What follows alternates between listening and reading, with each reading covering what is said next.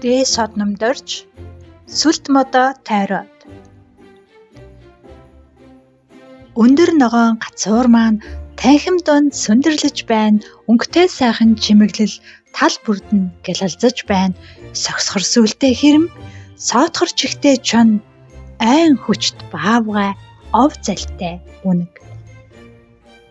Баг хувцаан өмсөөд баясгалантай тоглож байна. Бавгар сахалтай өвлийн өвгөн багчуудыг хараад баясаж байна.